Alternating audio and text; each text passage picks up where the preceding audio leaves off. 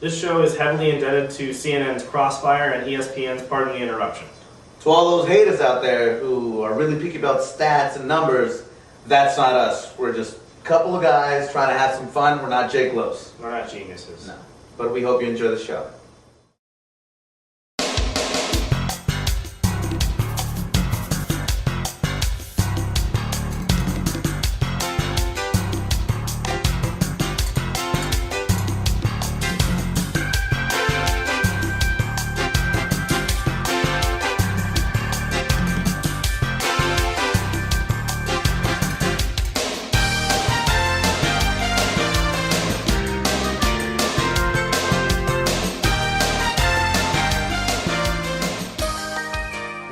Hey everyone, welcome to the 7th episode of News. I'm Renee Hobel from LA. I'm Kevin McFarland from San Francisco. And on this show, we're going to be talking about, John McCain, Diddle-A-Day. But today, we're going to start with the NHL commissioner coming out with big news.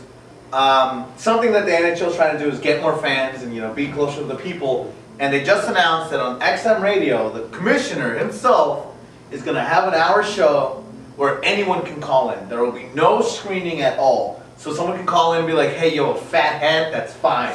They're all going to listen to it.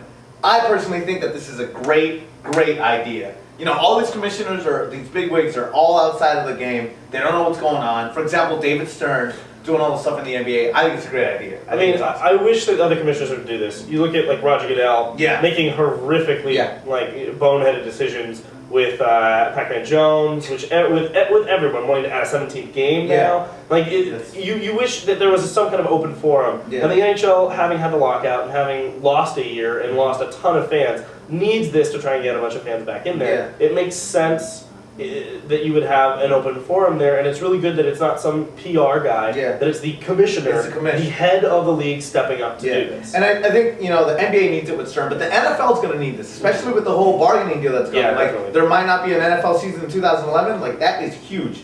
And the NFL needs to do this. NHL, I applaud you guys. I know I never give you guys enough respect. Good start. But this is a great start. It's a great start. So next up, we've got some ASG news. There's an article on the front page of the Daily today about some changes to ASG regarding vice president offices. Neil Sales Griffin has proposed an amendment to the Constitution to kind of form an actual vice president office and to make the SSVP and AVP more directors and add 2 more directors to an executive board so that you have more focused jobs, saying that something like the AVP does a little too much, being a liaison with the president and doing student groups. I'm not really sure how I feel about this. What do you think? I was in Senate, so I definitely think that this is a good idea.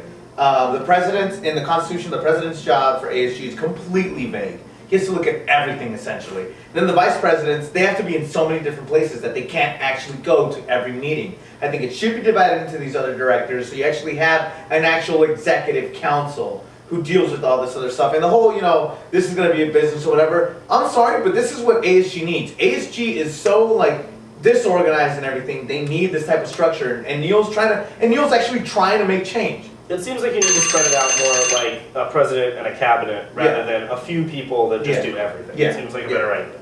And there is no clear vice president now. There should be a clear vice president. That's true. All right. Since next week we're going to have a mini episode, more to come on that, we're going to talk about the NBA playoffs right now. So right now we're both in the conference finals for both the East and the West. And in the East, the Celtics took a game over the Pistons. And last night, my boys in the Kobe, my Lakers, after being down 20 points, came back and beat the Spurs. Not by much. Kobe finally decided to turn it on.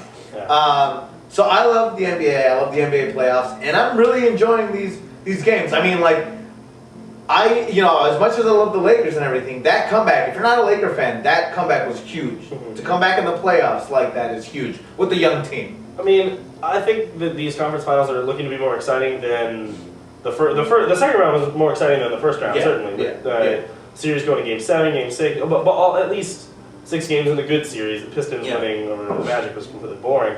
But it's looking to be bigger. There are bigger storylines at play here. Whether the Celtics can win on the road, whether somebody can beat the Spurs, whether Kobe will win a championship on his own, whether whether the Pistons will end up in the finals again. And like other people have been saying, I think it'll be boring if it's a Spurs-Pistons series again. I'd really like to see somebody new in there, somebody new win it.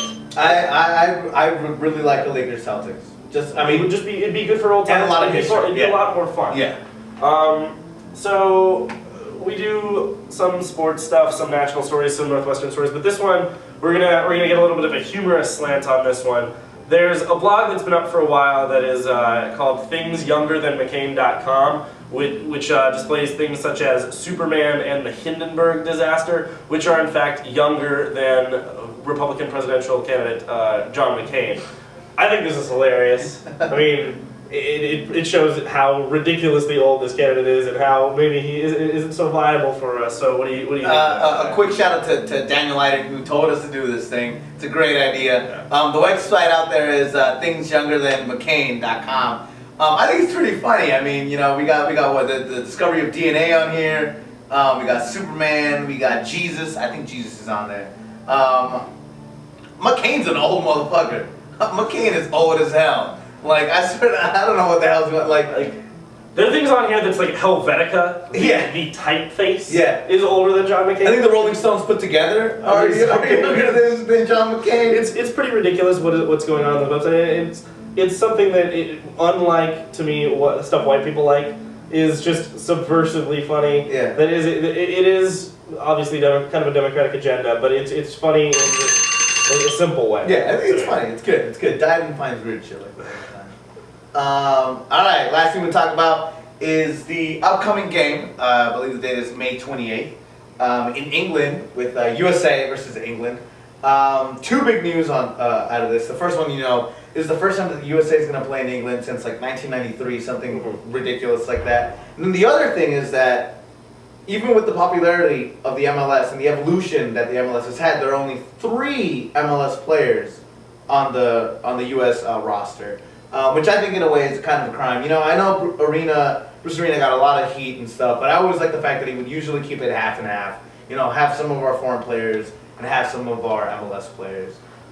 Honestly, I think you want to have the best players on the roster. Mm-hmm. We're probably going to be missing a couple people, but I think having the foreign-based players, in the next couple months, we're going up against England, we're going up against Argentina, we're going up against some big countries, and it's important to have a good showing, especially in friendlies. Yeah, but like with all our best players, you're talking like if you look at all of our players in England, all of our American players are gonna be relegated. It's not like these players are. They weren't. Fulham survived. The only ones to go down to the lower. Come on, Josie isn't playing. Like we got. Josie plays in the MLS. Yeah, but you can still bring him in. I'm saying play for the U.S. We got great players in the U.S. who need a shot, and this is the place to do it. Sure. They got their shot with the U18, the U21 teams, and they'll get their shot with the national team. Edu and Altidore will get their shot with the national team. Yeah, I'm done with it, dude. I'm done with it.